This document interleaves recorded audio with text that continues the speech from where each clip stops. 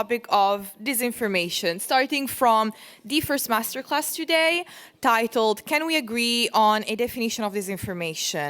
And the general idea is that the more everyone talks about disinformation, the more clear and functional definitions matter in this space. So how do different stakeholders and platforms define disinformation, and how does this affect their approach and our collective effort? And to lead this discussion, I invite on stage Lutz Güllner. He is Head of Division for Strategic Communication and Information Analysis at the European External Action Service, where he leads a team of 40 people dealing with issues related to disinformation and foreign manipulative interference. He has previous experience in other institutions as the European Commission's Director General for Trade. He's been a spokesperson for the High Representative of the European Union, and he is an expert on topics of disinformation as well as trade policy. Welcome, Lutz. Thank you. Thank you very much, and good morning to everybody. I'm delighted to be here, and you know that we're even more delighted as the Stratcom team in the External Action Service also to support this event. And I see Alexandre here, and really a big thank you for our close cooperation over quite some time, and which can only be even closer. We have a masterclass this morning, but actually it's not only a masterclass, it's a pretty policy-based discussion, because if you don't know what you're talking about, you don't know what you're dealing with, you cannot design any policy. That is so easy to say, and it's so difficult to do, because we have these discussions, believe me, every day.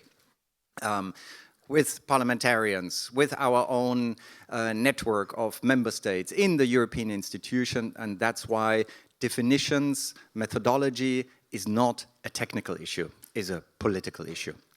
Before I present one of the best persons to talk about this, allow me just one little comment on something off topic and just awareness raising. And those of you who know me know that I have a great passion and a great friendship for a person that is under serious threat, and that is Maria Ressa, the CEO of Rappler.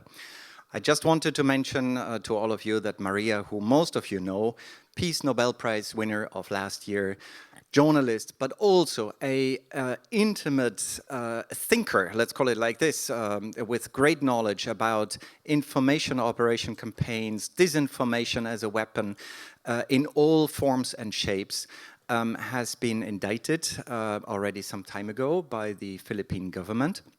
Her appeal of this case, which is, let's say, on a thin ground, at least. I don't want to judge it here for legal reasons, but in any case, her appeal has been refused.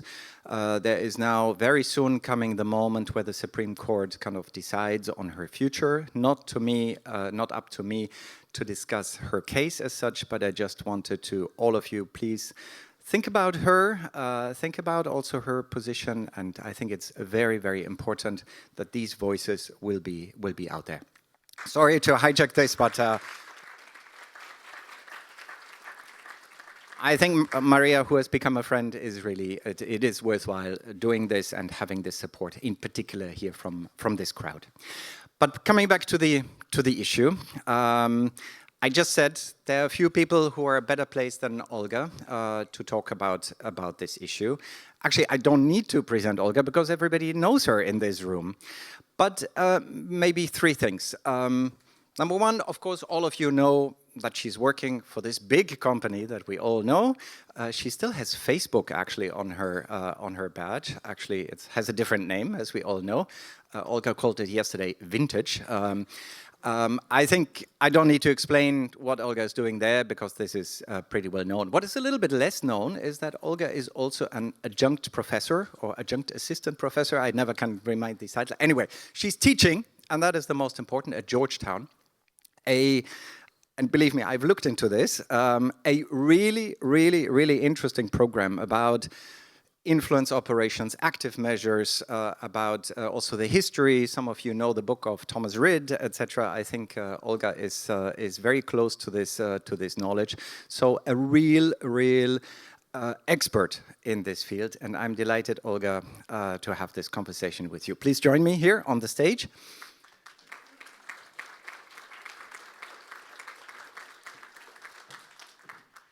And then we kind of kick off. Maybe you go to the lectern. I sit here, like in school, and listen carefully, like in your classes.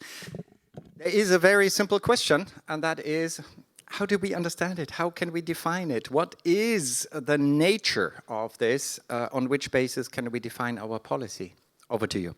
Thank you so much, and thank you so much for having me here. I am very excited to talk about what is, I would say, one of my favorite topics. I know that sounds very dorky, but I was introduced as a professor. And in addition to that, just wanted to add that really enjoyed the conversations yesterday, in particular because my background is also as an investigator, as a journalist, prior to the work that I do right now as a policy manager. And so really appreciate all the conversations around the media environment, our broader information environment, and how we conduct these types of investigations. And that really plays into how my team does this work and how I think about some of these problems. So why are we having this conversation at all? One could say because it is a disinformation conference, and one cannot have a disinformation-related conference without having a meandering conversation around terminology and how, oh no, we can't all agree on it. I'm sure many of you have attended some of these things before, and you're like, okay, yet another one of these things. We're going to talk about terminology and definitions again. But let's actually unpack all of that, and let's talk about a lot of the words. There are plenty more than are in this presentation that are used, and why we use them, and why we might consider using some others. At the risk of perhaps not getting invited to this conference next year, I'm going to start by sort of pointing to what this conference is called and the name of our gracious hosts of this conference, Disinfolab. In that word, we have the word disinformation. So how do we, think about, oh, let me click the clicker so you can actually see my next slide.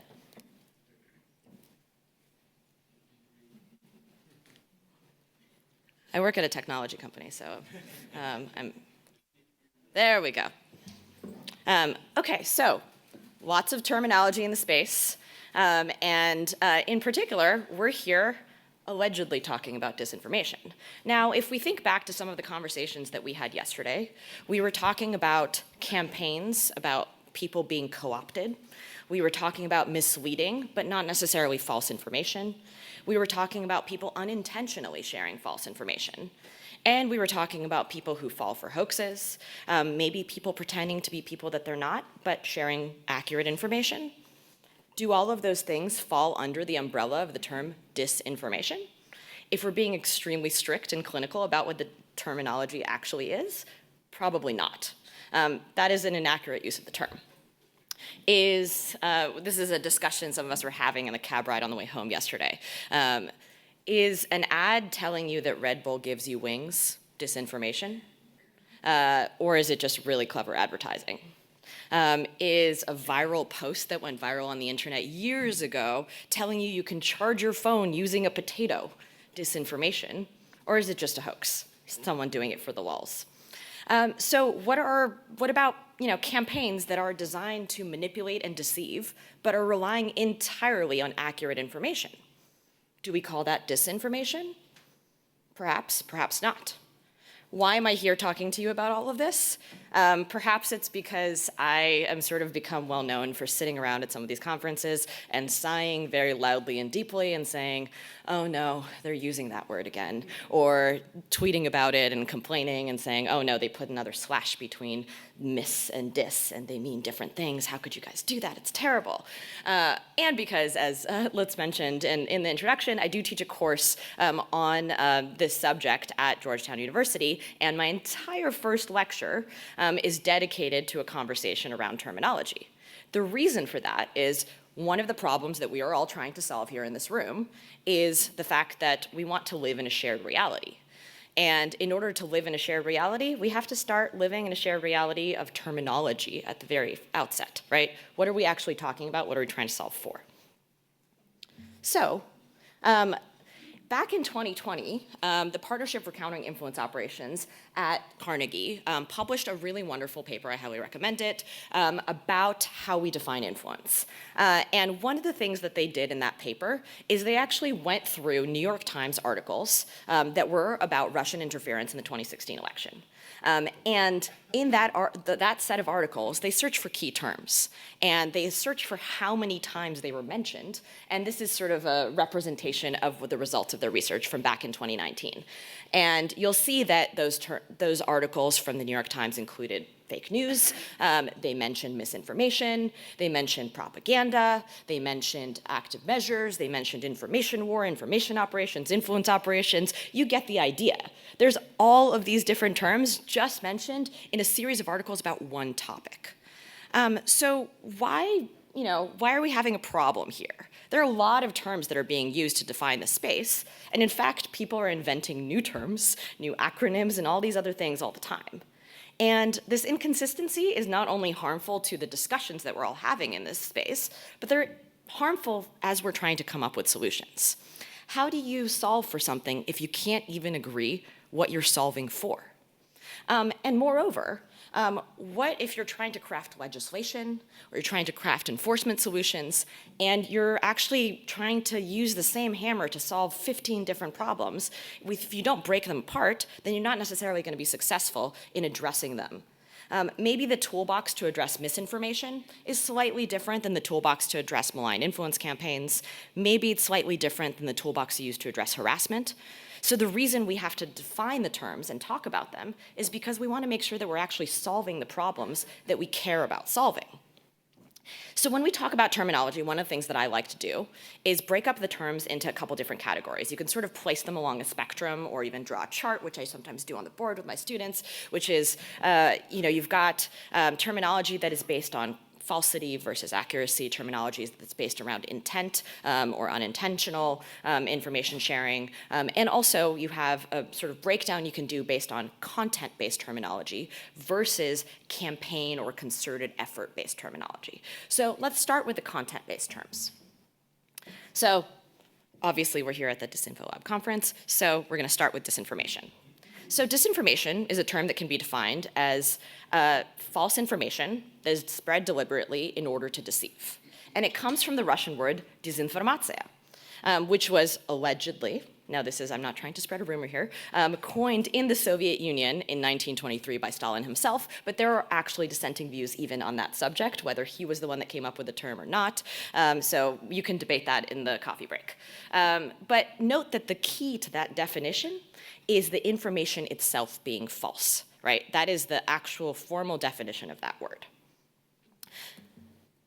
Then we get to the term misinformation and what some people are referring to as MDM, mis, dis, mal. So misinformation, on the other hand, is false information, but its inaccuracy is unintentional. It is being shared without the intent to deceive, unlike disinformation. And it's anchored in the idea that whoever is sharing this information is doing so without knowing that the information that they're sharing is false. And it could be your uncle, it could be your mother, it could be your friend, it could be a politician, it could be your neighbor, it could be a whole bunch of people. So do you want to solve that problem in the same way in which you solve intentional false information? Perhaps not. How do you address the people that are sharing it? Perhaps you want to educate them, perhaps you want to do something different with that set of people rather than those that are running influence campaigns or doing something intentionally harmful. There's also another term, the third M in MDM, which is malinformation, and it is defined as genuine information that is shared with the intent to harm.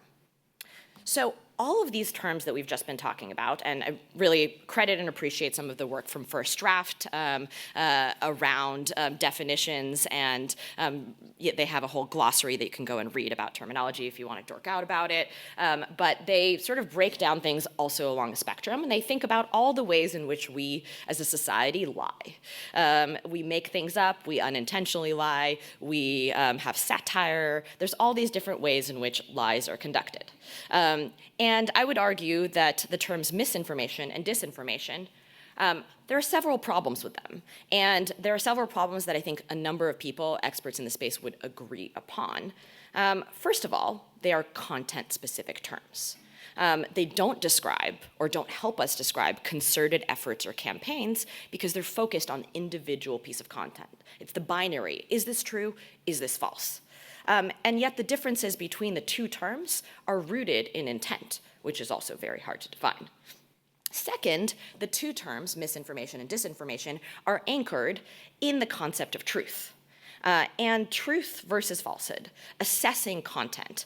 And you run into problems around the evolution of knowledge because you end up in a place where things change over time and people start to have a better understanding of information. And we have a better understanding of truth over time, whether it's in the scientific field or in other areas. And so you run into a problem with perception of truth and the evolution of truth. These terms also don't equip us with the right information, the tools necessary with which to describe intentional campaigns that are not relying on false information because we're so focused on the content and the information itself. And as I mentioned, figuring out intent specifically from one piece of content and one piece of content alone is quite hard, and I'm sure a lot of you in this room would agree. So what are some content-based responses to content-based problems? I'll give you some examples from what my company's work is, but there's a lot of others that do similar work in this space.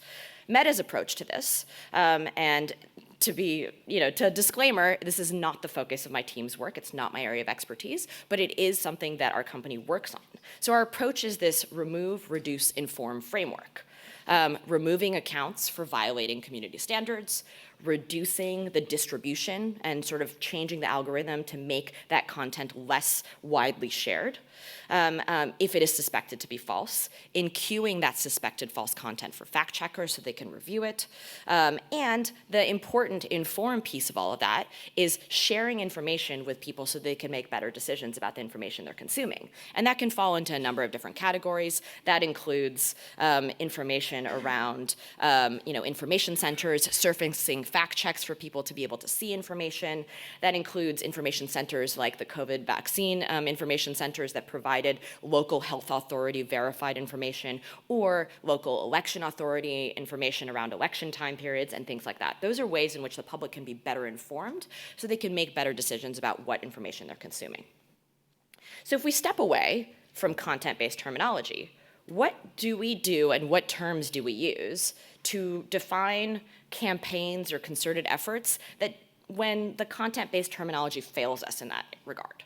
We'll start with the term information operations. Now, you'll see on this slide something from Joint Operations Command, from US military. There are a lot of other militaries in the world that use the term information operations. And as you can tell, there's actually a wide range of military-based terminology that information operations is used for. So for example, things like electronic warfare, computer network operations, PSYOPs, and a lot of different things. It doesn't just define information-based warfare or information-based operations. The team that I work on actually back in 2017, which seems like a very long time ago, published a paper back in 2017 that was called Information Operations and Facebook. Then in 2019, we changed our terminology. We stopped using the term information operations and moved on to using the term influence operations, we'll speak about later.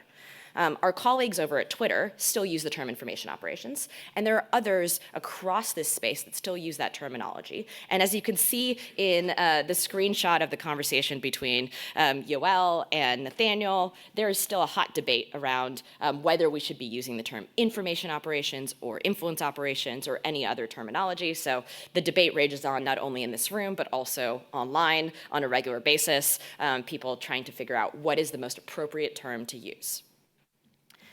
Then we can move on to historical terminology. This is where things get a little bit fun if you're a history buff and nerd. These are also relatively loaded terms. They carry their own historical meaning with them. Active measures is most often used to describe Soviet or Russian covert and overt influence and subversion campaigns. And that includes disinformation, propaganda, sabotage, espionage, and other means of influence. It is also the name of Thomas Ridd's wonderful book, which I highly recommend for all of you. And retired KGB Major General Oleg Kalugin, one of the things that he did is he talked about active measures as the heart of Soviet intelligence, and that the subversion of Western alliances and driving wedges in society was really key to Soviet intelligence work and particularly to active measures. But then there's the term political warfare, which was basically the Western answer to active measures. It was used largely by the United States, but also by other countries in sort of the West during the Cold War to describe what is effectively defined as the same thing as active measures, these kind of subversion campaigns, the use of means of power, military, intelligence, economic, information, cyber, in order to affect political discourse and decision-making of a state. If we're talking about historical terminology and terminology that carries very loaded meaning, we can think about the terms propaganda and public diplomacy. Propaganda, despite its negative connotation, if you actually look at what the real meaning of the word, is relatively neutral.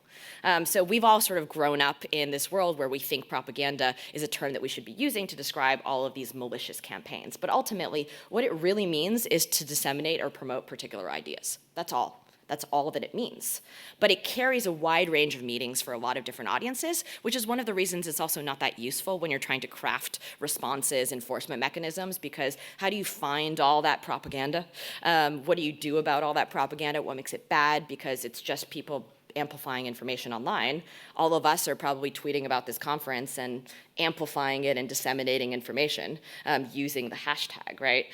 Is that propaganda? Are we doing propaganda on behalf of our wonderful hosts? Perhaps, perhaps not. And here's one of my favorite fun facts. Due to the negative perception of the term propaganda, a former US diplomat in the mid-1960s actually coined the term public diplomacy, which is defined as these type of promotional activities. And it is just a term that was used in order to distance Western promotional activities from the term propaganda so we wouldn't have to use them. So it effectively means the same thing, but now there's public diplomacy departments and a whole bunch of different government agencies, international and multilateral organizations.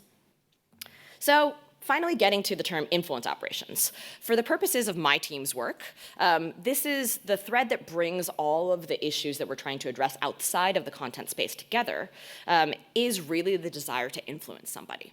And we define influence operations as coordinated efforts to manipulate or corrupt public debate for a strategic goal. We break up that work, my team's work, into largely two different categories: overt influence and covert influence. We take action against overt influence operations, which often take the form of state-sponsored campaigns from the official organs of the state, like state-controlled media entities, by labeling these entities globally, and we've taken additional actions specific to Russian state-controlled media during the start of this current invasion of Ukraine. When a threat actor conceals their identity and they are engaging in deceptive behavior, it becomes a lot harder for someone to really understand what they're consuming and where they're getting their information from, and they don't necessarily have the signals to judge that information on their own.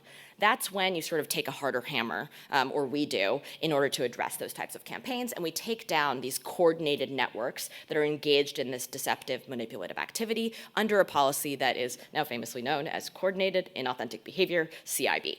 And over the last couple years, we've taken down over 150 different networks of coordinated and authentic behavior from 50 different countries around the world, and some of them were domestic in nature, and some of them were foreign in nature. Sometimes, governments and or political parties or PR firms targeting their own domestic population to engage in the same kind of manipulative and deceptive activity.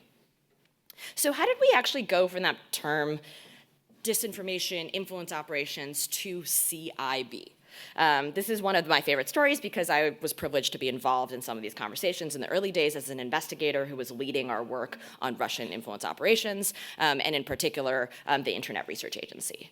So there's this office building in St. Petersburg, and it's not that office building anymore. They don't really work there anymore. But back in the day, 55 Savushkina was the address of the Internet Research Agency. You've all seen this building in dozens of different articles, probably the ones that have all those terms that we talked about earlier. So what was happening inside of that office building? There were people coming in and out of that office building to do shift work. They were creating personas, pretending to be people that they were not. And they were running campaigns that were targeted at Russian opposition, first and foremost, before they ever targeted foreign audiences. And then they created personas that were pretending to be people from across the political spectrum in the United States and in other countries in Ukraine and other places around the world. And they were actually trying to build deceptive personas, making people believe that they were people who they were not. But one of the things that I find really fascinating is if you look at some of the analysis of the work of the Internet Research Agency, they didn't always rely on false information and false content as part of their campaigns. So that gets us away from being able to use terminology like misinformation, disinformation to describe these kinds of concerted efforts, because what they were actually doing was lying about who they were, what they were doing, and they were doing so in coordination with one another, right? There's these rooms, they're all sitting at computers together behind closed doors, and then the accounts, they have relationships with one another. And you take that information as an investigator and you map that onto a network graph. And you say, what are all these interconnections? Maybe it's the time of day in which they're working and coming into this office. Maybe it's something about when their accounts were created, or they were all created all at once, or maybe they're posting at the same time. Things like that that give you a sense of patterns, that are give you some idea of how you might be able to identify an operation like this. And that's really where the term coordinated and authentic behavior comes from, because it's rooted in this idea that the effort is coordinated, and it is rooted in the creation of deceptive personas or fake accounts in authenticity. That is very important. And finally, it's rooted in this idea of behavior. It is not about the content that they share, because if we relied just on that, then we wouldn't have been able to take some of these campaigns, and we still wouldn't be able to today, because sometimes they're not sharing false information. So it wouldn't be a disinformation talk about definitions at a conference if I didn't mention the fact that this stuff has been going on for a very long time. We know that influence operations are, date back to the Cold War, much, much earlier than that. And ever since sort of the beginning of time, people have been lying. And one of the images I have on this slide is the serpent from the Garden of Eden. Back in 2018, the Pope actually came out with a statement that said, it was countering and saying, this false information that is proliferating online is very bad. So the Pope got involved in the conversation that we're all in and said, you know what? The first ever fake news was when the serpent lied about, the forbidden fruit in the Garden of Eden. And so we can maybe date this problem back to the very, very beginning of time and to all of us getting kicked out of the Garden of Eden.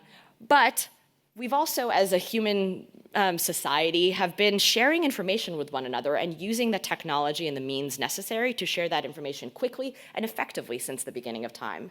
First, it was parchment paper and word of mouth, and then things like the Gutenberg press were invented, and Martin Luther was posting his 95 Theses on the wall in pubs all over, and it went viral in the sense of that word, right? Information became disseminated, and it changed the course of history. And then even this TV guide that I believe Donny O'Sullivan from CNN found at some point back from I think like 1980s was talking about why are we all so vulnerable to disinformation on television. So yes, this has been going on for a long time. And if we didn't solve it then what hope do we have to solve it now, right? This is pretty depressing information. This has been going on for a long time. We don't really know what we're going to do. How do we actually stop this thing? I don't know. What do we do about it? So one way to think about it, and one way that my team thinks about this, is rather than thinking about the full elimination of the problem, a sort of more practical approach is thinking about deterrence. When you think about deterrence, you're not thinking about what you can do to entirely stop something. You're trying to discourage someone from engaging in an activity in the first place. And you are trying to do everything you can to find ways to make it more costly and more difficult for someone to engage in these type of activities. Now, most of what we tend to talk about, my team and others, is the disruptions and takedowns, right? Removing things. But there's a lot of other tools in our toolbox that all of us have at our disposal that fall under the category of deterrence. There are ways in which you can disrupt and deter some of these threat actors by being more transparent, by sharing information around what it is that you found, sharing information. We do these public disclosures because then people can better understand what do these operations actually look like in practice. The civil society research that can publish reports and research like the Operation Doppelganger that our colleagues at EU Disinfo were talking about yesterday. There are ways in which we can sort of share more information with people so they know what these things look like in practice. You can also find ways in order to build resilience with people. You share notifications with users and you say you encountered or engaged with an operator who was pretending to be someone that they were not. So for example, there's an operation called Peace Data that was one of the Internet Research Agency operations, and they actually were co-opting journalists. There's a really interesting story from Reuters where they actually interviewed some of the people that were co-opted to write for Peace Data and some of these other publications. And what's interesting is some of them said, well, I took the money. It was easy for me to do, and I don't know if I regret it. So sometimes you tell people that they were involved in these operations or they were contacted by some of these people and maybe they don't care, but you can provide information to them. You can also do things like transparency. You can provide people with more information around where they're getting their information from, things like our state-controlled media labels, where is your news coming from, who runs it, who operates it, and a wide range of other things like what we sort of consider soft action to try to get someone into compliance. You demote their information, you try to warn them so that they don't engage in that activity again, and you do information sharing where you share information with your partners in government, partners in civil society, and that's also something that my team focuses on. So here are some examples of some of that deterrence work. You'll see at the top some of the labels for state-controlled media outlets, including Chinese and Russian state-controlled media outlets, labels that appear on the pages of those particular assets on platform, but then also labels that show up if you're trying to share and reshare that information, saying, are you sure you want to share that? It comes from Russian state-controlled media, in order to try to build more resilience with people so they can seek this information out if they'd like to, and they can still make the choice, but a more informed choice to share that information. And then finally, there's reporting. So I mentioned the Doppelganger investigation. That's something that our team worked on as well. And we published our most recent coordinated authentic behavior report around 2 different operations, including one originating from China, one originating from Russia. And each of those operations, we saw only, country of origin attribution. We didn't know necessarily who was behind those operations, but we took them down because we saw that their behavior was still deceptive, right? That was very helpful to us, that sort of concept of behavior in those operations. And then, I mentioned different tools, deterrence tools. One of the other ones is banning organizations when they're entirely designed to engage in this kind of manipulative activity. When someone has done something egregiously enough, you can ban the entire organization, and that's actually what we did with Twin Mark Media. And Lutz mentioned Maria Ressa's work, and that actually helped our team back in 2019 ban Twin Mark Media enterprises in the Philippines because they were engaging in entirely deceptive activity, and they were an operation that was designed entirely to do that. So how do we actually measure whether we're being successful in addressing some of these problems now that we've defined them? Some of the ways in which my team thinks about this is how have you sort of deterred someone? How have you pushed them off of thinking that this activity is useful for them to engage in or making it more difficult for them to do? Things like we watch the threat actors and we see them moving to other platforms, or we see them, trying to increase their operational security at the cost of perhaps reaching a wider audience. We see them, perhaps not really getting a lot of real-world traction, right? Their stuff gets taken down before it's even gotten an audience or before they've been able to affect any real-world activities. And then, of course, we see traction from the notifications and transparency work when civil society and individuals are more resilient to this type of information. They can identify it more themselves, and they can be more skeptical of the information they consume, and increased whole of society sharing. Over the years, a lot of us have seen more sharing between our industry partners, between civil society and the platforms, and between governments and all of these other counterparts. So that is, some signs of success, some signs that we've been able to do some deterrence work to address these problems. And I will stop there.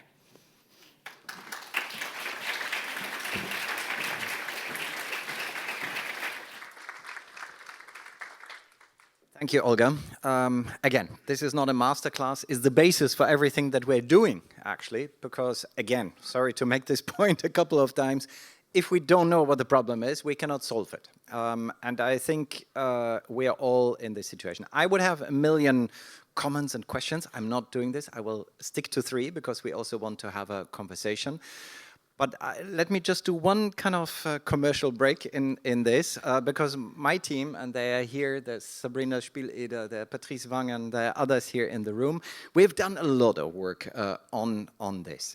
And actually, we have created a new term, which makes it maybe, well, I don't know whether that makes it more complicated, but we like to think about it in the term of information manipulation. So the act of somebody actively using information or the information environment, that's important, to use it for her own strategic aims. Of course, we are looking to the outside, given that we are a foreign policy shop, and that's why we try to, well, it's not for the phrase or for the abbreviation, but for the concept of foreign information manipulation and interference. And you see that we broadened the term as well, because very often we see, and I think you have seen it in the presentations yesterday, and Doppelganger is, I think, a good example, is these things never come alone. They are always embedded in broader activities, always in their context, always in a strategic overall kind of perspective. But that was the commercial break. My question to you, if I look at this and left alone the terminology, there is this huge question which is out there, is how can we distinguish between the actors, outside, inside? Where exactly is the line when a political party, maybe an extreme, whatever, left or right, in one country, starts a campaign using inauthentic methods, maybe in a small dosage, let's call it like this? Would this fall already there? Where do you draw the line in your own work? Do you have kind of a conceptual kind of framework? When has the moment come that it is, and what you call influence operations, what we would call information manipulation? So that's kind of the beauty of using behavior-based terminology, because ultimately there are times where we don't know who the threat actor is. And even if we don't, we're still able to address the problem. And it's one of the reasons we designed it that way, because, you know, there are times where we have been able to attribute operations to the Russian Internet Research Agency, to Russian military intelligence, to Iranian broadcasting organization. But there are also times where we have absolutely no idea, and all we know is someone is coming from Russia or coming from China. If you look at some of our attribution language, you'll see that it is very, very granular and particular, and that is by design. So for example, we had an operation we took down ahead of the 2020 election that was originating in China, and we were specific that it originated in the Fujian province in China, because that's all we knew. But the beauty of, again, the behavior-based approach is that we still were able to take down that operation because they were creating deceptive personas. They were engaged in manipulative activity, and we didn't necessarily need to be able to attribute it in order to address the problem and take it down. But how much do you need to understand the actor to also be able to judge the behavior behind? Would you see this as closely linked? Could you de-link it and just focus on the B? And all of you know the ABC model of James Palmont that we are slavishly using in our team. It's Camille Francois as well. It is, yeah. There are a couple of them. James, I think, has kind of popularized it in the EU institutions in any case. So how much can you de-link the A and the B? So I think you can. So the way that sort of my team thinks about the ABC framework is there are a lot of things that we can do in the A portion of that framework related to, for example, terrorist groups and terrorist organizations, extremist groups, because the action is being taken based on who is engaged in that activity, and praise and support for those actors. But on the B side, we end up sometimes, as I said, you can disambiguate in your investigation, and sometimes our investigations start with the behavior, and then afterward, our investigative team dives deeply into what it is that they did and what they were sharing, and then we can sort of get an idea of, okay, not only sort of for example the doppelganger investigation, our investigative team could see that it was originating in Russia, could see that it focused on narratives related to Ukraine, so that's the content, and then could see that they were creating fake accounts, and of course could see that they were creating these off-platform websites that were impersonating news organizations. And so some of that might give you an idea of who the actor is, but the actual, enforcement action was relying on the fact that they created fake accounts and these fake websites that they were building as part of this broader campaign to deceive. And in this context, yesterday we heard the testimony of Mr. Arafat, for example, with this direct attacks, etc. How would you judge this in the ABC model? Is this a C-based issue? Is it a B-based issue? Is it A? Where do you locate this issue? Just curious, how you see this? It's an interesting question. It was an excellent presentation. I really enjoyed it. And I think one of the things that just off the top of my head, thinking about what he experienced, some of that I would say is targeted harassment, right? It may not necessarily fall into the category of disinformation because it may rely on some accurate information in order to harass an individual, right? And there are ways in which you want to address that are individual and separate from the content-based approach, right? You can remove the content, but if someone's still getting harassed in private forums or in other areas, then you still want to protect that individual from that harassment. And then, of course, there are content-based approaches there too. If someone's lying about what he did or didn't say, those are things that can be fact-checked, right? You can take a look and say, did that actually happen or did it not? There's some information that you can use to identify whether that indeed occurred and whether you can sort of address it through the content-based approach. But in terms of, identifying whether there was a full concerted effort or campaign, sometimes there's a wide range of actors that are uncoordinated and they're still targeting an individual, they're still engaged in some kind of harmful activity, but they may not actually be working together. And if you cannot prove that they're part of some broader campaign, you can still find other ways to address portions of that work, but you don't necessarily have to say, okay, well, one of my big pet peeves was when I was investigator working on Russian influence campaigns and taking them down, is that on perhaps a daily basis, I got escalations that were like, I think I found it, the Russian operation, the Russians are behind this.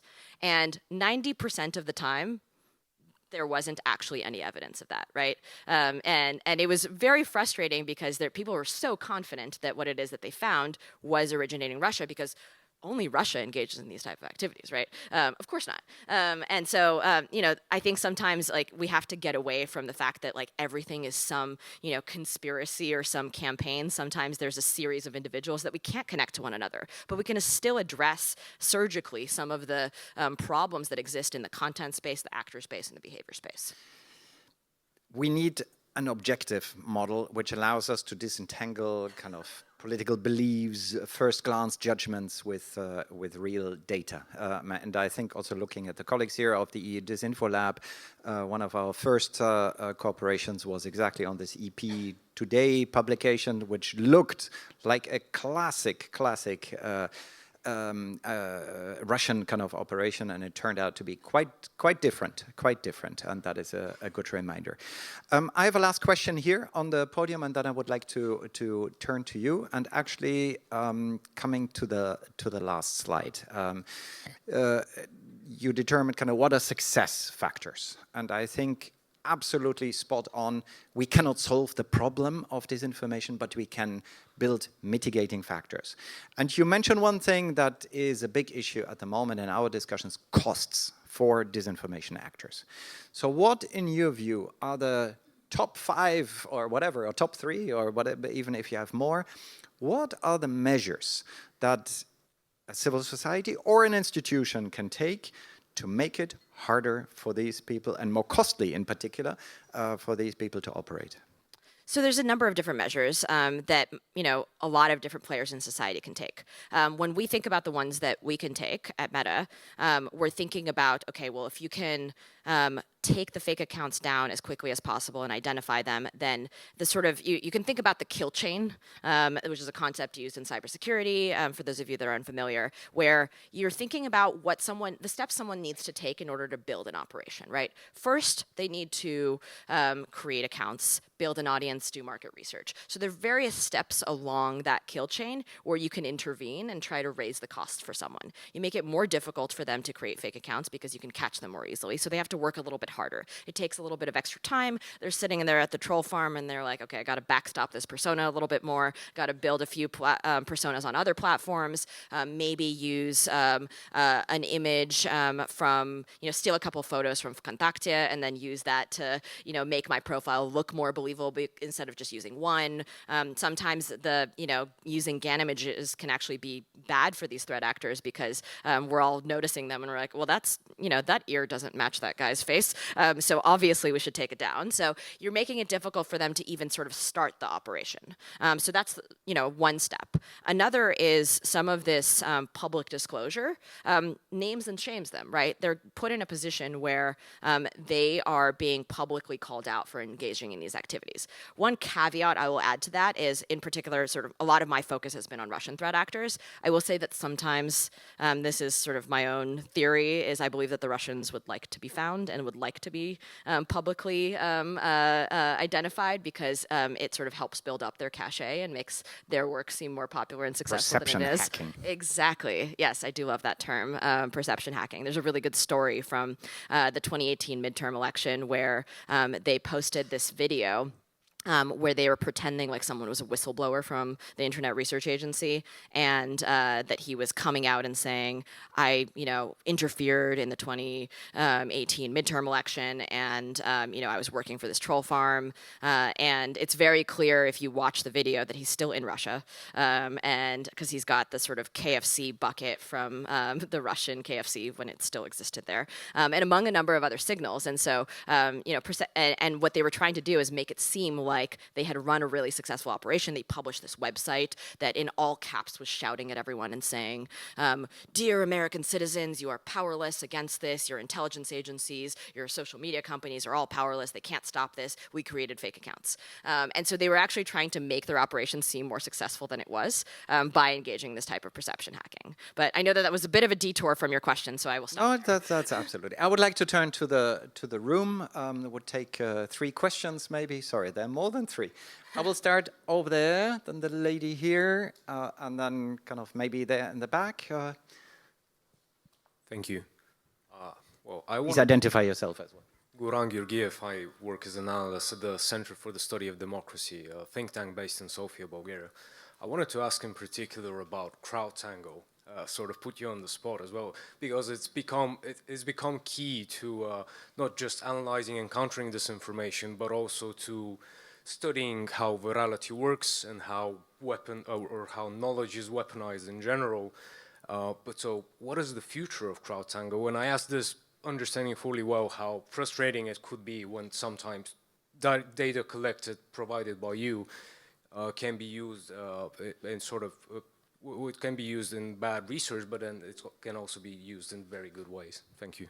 Thank you. I will take 3 in one, please. I will try to remember all of them. Okay. Yeah, I can help you. The lady here in the striped sweater, yeah. Hi, I'm Julie Ward and I'm a former MEP and I was working on the counter-terrorism file when Brexit happened.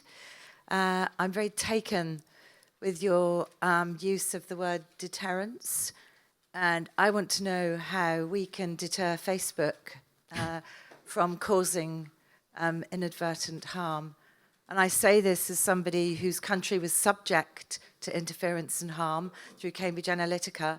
I was also an election observer in Kenya, and I met Chris Msando in the May before he was murdered in that election, in the run-up to that election. So there's real harm, real people have lost their lives. And I know that Mark Zuckerberg didn't set out to cause harm, but Facebook has caused harm. So about your accountability, we'll come back to that one. And in the back there, please. So, hello, my name is Sara Amberg. I work for the European Parliament. And I have a question about languages. I think we had a colleague of yours in the INGE committee a year and a half ago. He said maybe you work in 30, 40 languages. I might be mistaken, but quite a few. And only in my home country, there are 3 different kind of Sami languages, right? So there are many languages you do not cover. How do your definitions work in languages you don't understand? Do you have any, can people attacked in a disinformation campaign in another language, can they be safe or not at all? That would be interesting, thank you. Good. Maybe we combine these 2 questions about Meta's, I nearly fell into the trap. Meta's responsibility, accountability in the work that you're doing, in the investments that you're doing, in particular in these smaller markets. You know, we know most of your activities on English speaking, on big languages, but what about in the Western Balkans? What about kind of smaller languages on the African continent? What about even not so far away? So that maybe is the one, and then of course the CrowdTangle question. I'll start with the first one you mentioned. As you wish. Okay, perfect. So yeah, I think that's a really good question, and it's one that comes up all the time. One of the reasons I mentioned that the over 150 networks that we've taken down have come from 50 different countries is that when our team conducts these type of investigations into coordinated authentic behavior, we've taken down operations from Ethiopia, from Uganda, from Azerbaijan, from a whole bunch of different countries I probably can't name off the top of my head. And so when we conduct these types of investigations, we are focused on because the focus is on the behavior, at first, when we're conducting the investigation, we start with that deceptive persona, that coordinated campaign, and then we dig into the language. And we do have market expertise. In particular, we rely on people that have knowledge of those languages. Some of our investigators do speak multiple languages. When I was an investigator, I also used my language skills in my investigative work. I speak 5 different languages, but some of our investigators have particular language expertise. But then we also work with people who are from some of the countries that these operations target, and we ask them to take a look at, okay, we found this coordinated and authentic behavior campaign. Can you help us understand the local context? And sometimes we work and partner with researchers, civil society researchers, that also understand that local context perhaps even better than our own researchers and investigators to better understand what that campaign was engaged in. And so I will say that in particular for the work on coordinated and authentic behavior, the networks have originated from and targeted a number of different countries around the world. And we're very, very focused on making sure that that work is not just, focused on the English language. In particular, I mean, I would say U.S. targeting of these networks has, probably dwindled, right? It started with the work on the Internet Research Agency, which I will once again say first targeted the Russian domestic population before it ever targeted the rest of the world. And so it's really important to target, to look at these domestic operations in some of these countries and take them down. And so that's something that my team cares a lot about because we're also quite international and like to better understand the world. Yes, the second question on CrowdTangle. So again, that's something that my team does work on. We have actually about a year ago launched what we call the IO Research Archive, which is using CrowdTangle in order to share information about the coordinated and authentic behavior networks that our teams have taken down. And so that's one of the things that sort of a PSA to everybody here, something that my team is trying to expand access to. So we've been connecting with different researchers from different places around the world, trying to also be as global as possible and onboard researchers so that we can share, we take a snapshot of the network that we remove and we share information around that network. I know, of course, you're probably also asking about proactive work that researchers do outside of what we share proactively ourselves. And that's something that my team is also advocating for quite a bit. We care about the use of CrowdTangle. It's one of the reasons we partnered with the CrowdTangle team when we first launched that archive. And so sharing information with researchers is really, really important to my team. And so we are sort of our internal advocates for making sure that that capability is maintained.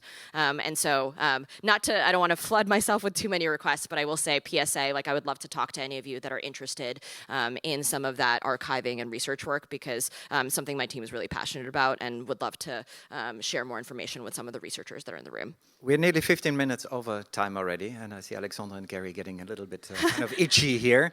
I would love to continue this, Olga, but I think the most important is that you're still around, that you're there to be asked, to discuss, to be criticized, to please do it politely. We know that there are also very high emotions sometimes in place.